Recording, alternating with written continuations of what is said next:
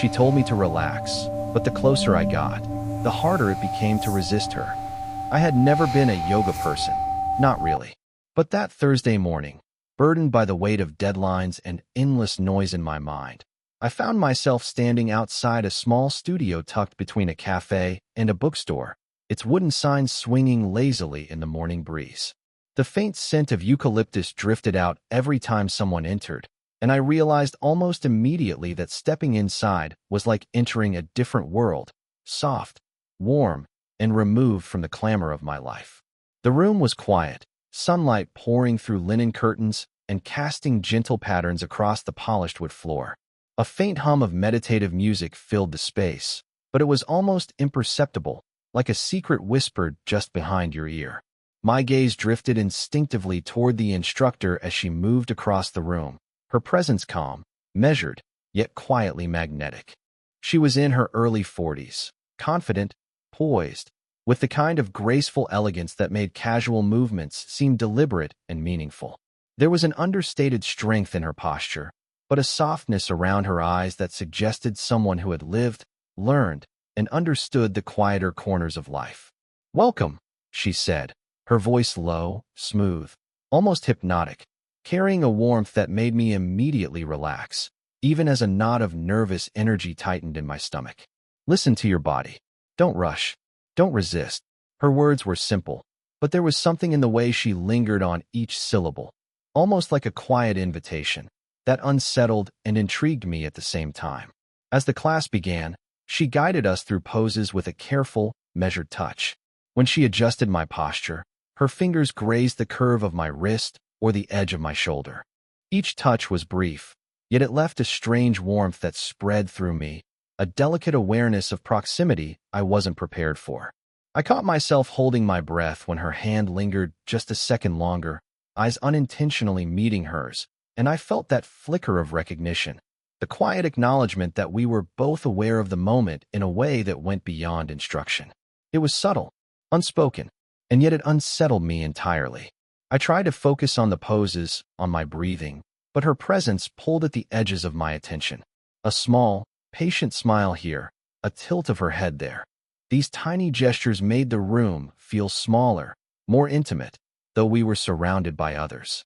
By the time the class ended, I realized I had been watching her almost as much as I had been following instructions. Her final words floated to me as I rolled up my mat. "Remember, it's not about perfection. It's about presence." Walking out into the sunlight, I felt lighter in body, but heavier in thought. The memory of her touch, her voice, and the gentle steadiness of her gaze lingered like a faint perfume. I didn't know why, but I needed to come back. And somewhere deep in the quiet hum of my mind, I realized I was already anticipating the next time I would see her, the next brush of her hand, the next whisper that would make me feel both utterly relaxed and completely on edge. Over the next week, returning to the studio became less about the yoga itself and more about the quiet, magnetic presence of the instructor. Each class felt like stepping into a small, secret world, one that existed solely between her and me, even though we were surrounded by others. I began noticing details I had missed the first time. The way her hair caught the morning light, the subtle sway of her movements, the way her smile softened the edges of her face when she noticed someone struggling. The touches were small, almost imperceptible, but they lingered in a way that made my chest tighten pleasantly. A hand resting briefly on my lower back to correct my posture, fingertips grazing my shoulder as she guided me into a twist. The warmth of her skin, the delicate pressure of her touch, and the quiet confidence behind each adjustment created a strange, almost dizzying intimacy. I found myself anticipating these moments, not just for the guidance, but for the unspoken connection they carried. During one pose, as I struggled to balance, she stepped closer. "Breathe," she whispered, her lips brushing my ear. I felt the subtle tremor of her breath against my skin. My muscles relaxed instantly, though my mind raced. It was impossible to separate the instruction from the sensation of her presence, and I realized with a flush that my awareness of her was deepening beyond simple admiration. Class ended, but the moments didn't. I caught her glance as she helped another student, and it lingered just a fraction too long, as if she recognized my quiet distraction. A small nod, a soft smile, gestures so brief, yet charged with the weight of something unspoken.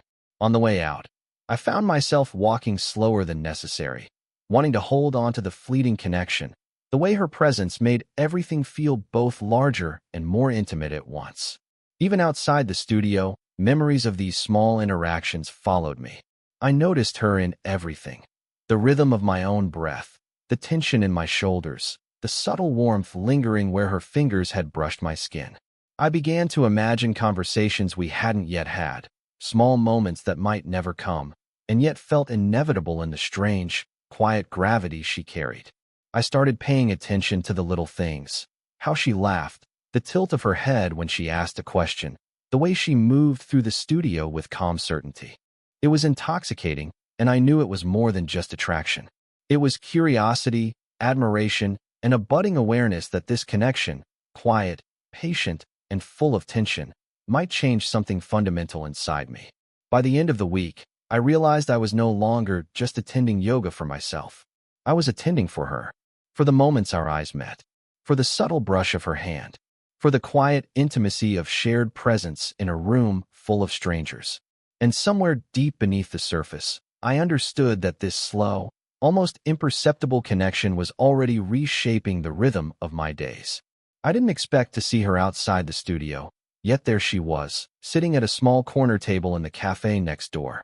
The aroma of roasted coffee beans mingled with the faint scent of her perfume, a subtle lavender that immediately pulled me closer than I intended.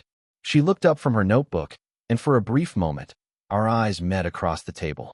There was no classroom formality here, just the quiet warmth of recognition, the gentle weight of curiosity hanging between us. "Mind if I join you?" I asked, though the words felt clumsy, betraying the nervousness I was already trying to hide. She gestured to the empty chair with a small smile, the kind that reached her eyes and made them crinkle ever so slightly at the corners. Sitting across from her, I became acutely aware of the space between us. It was small, but charged. The heat of her presence felt tangible, grounding yet unsettling in the most delicious way. Her hands were folded loosely around a coffee cup, and when she spoke, her voice was softer here, slower, more intimate than it had been in class. "I've noticed you've been tense during class," she said gently. "Even when you think you're relaxed, I can tell your shoulders are carrying a lot." I swallowed, unsure why I was telling her any of this. But somehow, in the soft murmur of the cafe, it felt necessary. I guess I've been struggling," I admitted, surprising myself with my own honesty. "Work, life, everything just piles up, and I feel like I'm constantly trying to catch my breath." She leaned forward slightly, her hand brushing against mine as she slid her cup closer. The touch was brief, casual almost, but it sent a warmth through my chest I couldn't ignore. "I understand," she said quietly.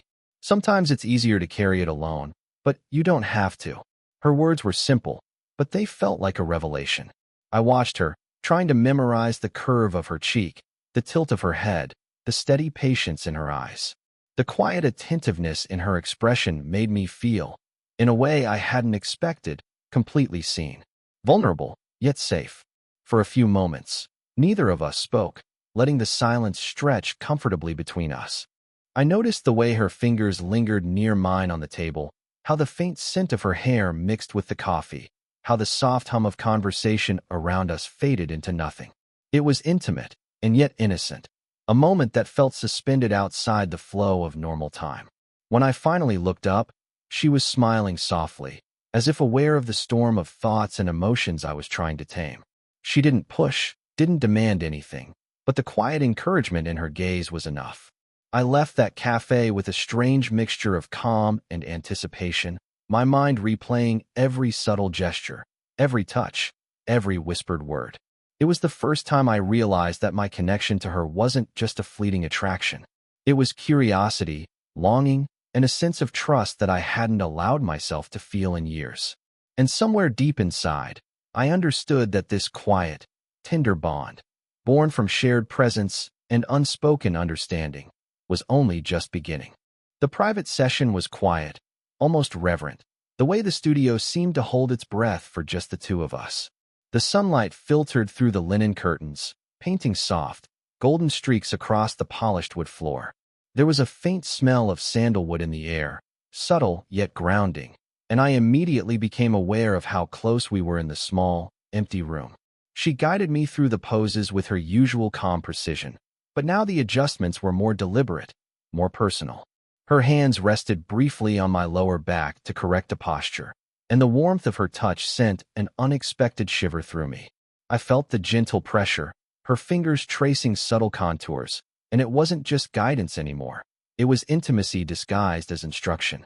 "Relax, but don't resist," she whispered, her voice soft, almost teasing, right beside my ear. I could feel her breath as she spoke, and for a moment, the words and the warmth of her presence tangled together, making my chest tighten in a way I hadn't anticipated. It was as though the air between us had thickened, charged with an energy that was both grounding and unsettling. As she adjusted my arm into a stretch, our bodies were almost brushing. I became painfully aware of her proximity, the subtle curve of her shoulder near mine, the faint brush of her hair against my arm, the quiet steadiness of her gaze as she watched me move. Every small contact lingered in my mind, leaving a warmth that spread through me, even as I tried to focus on the poses themselves. I noticed the tiny details, the way her hand stayed a fraction of a second longer than necessary, the way her eyes softened when I struggled to balance, the quiet patience in her expression that seemed to say, "I see you, all of you." It was intimate, yes, but not in any way that demanded anything. It was deliberate, careful, almost like she was teaching me not just yoga, but presence, and perhaps even vulnerability. We paused in a simple pose, and I realized how aware I had become of every subtle movement, every micro-gesture. She adjusted my stance again, fingertips grazing my hip. My body responded before my mind did, a mixture of tension and relief coiling through me. I met her eyes, and the shared understanding, silent and unspoken, left me flushed, aware of how fragile the boundary between guidance and something more intimate had become. When the session ended, I wanted to linger, to hold on to the warmth of her presence, the gentle weight of her touch, the soft cadence of her voice. But she simply smiled, serene and knowing, and said, "We'll continue next time." Even as I rolled up my mat, I carried with me the echo of her words, the warmth of her hands, and the quiet, undeniable pull of a connection that was growing stronger, more insistent, yet still tender and respectful. Walking out of the studio, I felt both exhilarated and unsettled, aware that something had shifted. This wasn't just attraction anymore. It was awareness, longing, and an emotional tether that I couldn't deny. And for the first time, I realized that the slow burn was no longer just in my imagination. It was real, tangible, and entirely hers. It was a quiet evening when I finally found the courage to voice what had been quietly building inside me. The yoga studio was empty now, the soft glow of the setting sun filtering through the linen curtains, painting the space in gold and amber. I had arranged to meet her after class, a small, unspoken pretext to linger, to exist in a space where our connection didn't feel rushed or public. I was nervous, though I tried to hide it. My hands fidgeted with the edge of my yoga mat as I watched her prepare the room, placing blocks and straps with her usual care. Her presence was as grounding as ever, yet it made my pulse quicken in a way I couldn't control. Every small movement she made seemed magnified. The tilt of her head, the curve of her smile, the gentle precision with which she placed each prop.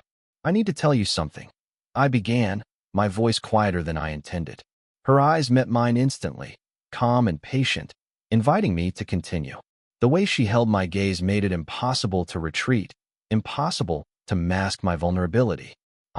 I think I'm feeling something I didn't expect, something I can't just ignore." She didn't interrupt. She just leaned slightly closer, the faintest brush of her hand against mine as she adjusted a strap, a gesture so casual it almost didn't register, but it did. Every nerve in my body seemed to wake at that simple contact. "I don't know if it's appropriate," I admitted, swallowing hard. "I know the age difference, and I don't want to make this awkward, but I can't help noticing you, noticing us. And it's confusing." My words faltered, trailing into a silence that was thick and heavy, yet comforting in a strange way. Her response was gentle, deliberate, measured. "I've noticed it too," she said softly, her hand brushing against mine again, this time holding just a moment longer. I've felt this connection, but I understand the hesitation. I've had my own doubts, the age difference, the perception, everything that comes with it. Her voice was calm, steady, yet carried a warmth that made my chest ache with relief and longing. We sat in silence for a moment, just breathing, the quiet stretching between us in a way that felt both intimate and safe. I became acutely aware of the faint scent of her perfume, the warmth radiating from where our knees nearly touched, the subtle rise and fall of her chest as she exhaled slowly. Every small detail heightened my awareness of the space we shared, the closeness that neither of us had yet defined. I don't want to rush anything, she added, her hand retreating, but her eyes holding mine with unwavering attention. But I also don't want to ignore what's real. That simple honesty, that quiet acknowledgement of mutual vulnerability, shifted something deep inside me. The tension that had been simmering for weeks was no longer one-sided. We didn't need to define everything in words. The shared understanding, the slow, careful acknowledgement of desire and trust was enough. As I left the studio that evening, I felt a strange mix of relief and anticipation. The slow burn had ignited something deeper, more fragile and precious than I had imagined. And I knew, without doubt, that whatever came next, it would be intentional, slow, and entirely worth it. The evening air was cool and soft as we walked along the quiet streets after class, the hum of the city fading behind us. Streetlights cast pools of amber light on the pavement, and the faint rustle of leaves in the trees made the world feel intimate, almost suspended. There was no urgency in our pace. We moved slowly, deliberately, letting the silence stretch comfortably between us. Her hand brushed mine once, then again, almost accidentally, and I felt a warmth spread through me that had nothing to do with the evening chill. It wasn't a dramatic gesture. No one would have noticed, but in that subtle contact, there was a universe of meaning. Her fingers lingered near mine as if weighing the moment, and I found myself matching her pace, intentionally keeping the space small, savoring the closeness. We laughed quietly over small things, a misstep over uneven pavement, a memory from class, a joke about my awkward attempts at balance. Each laugh loosened the tension that had been coiled tight in my chest for weeks, replacing it with something lighter, warmer. The familiarity between us grew with each step, an invisible thread weaving closer with every glance and shared smile. At one point, she lightly touched my shoulder to steady herself as we paused to admire the glow of a sunset reflected off a nearby building. The contact was brief, but it lingered in my awareness. The warmth of her skin, the gentle weight of her hand, and the way her fingers pressed just enough to convey presence without intrusion. I felt a thrill in the simplicity of it, the comfort of a touch that carried both reassurance and subtle intimacy. We walked in silence for a few moments after that, side by side, the kind of silence that doesn't demand words but feels full of understanding. I noticed the rhythm of her breathing, the faint scent of lavender that clung to her, the soft sway of her movements. Every detail anchored me to the present, each subtle gesture reinforcing the quiet bond we had begun to form. Eventually, we found a small park bench, and she suggested we sit. Our knees were close, almost touching, yet the proximity felt natural, unforced. Her hand brushed mine once more as she adjusted her scarf, and I felt the warmth linger longer than it should have, a silent promise of trust, connection, and patience. The night deepened around us, but the space between us was cozy, intimate, and calm, a private bubble in which our emotions could breathe.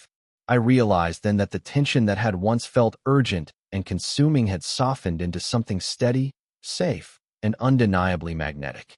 I allowed myself to relax fully, to lean just a little closer, to savor the quiet energy of her presence without needing to define it.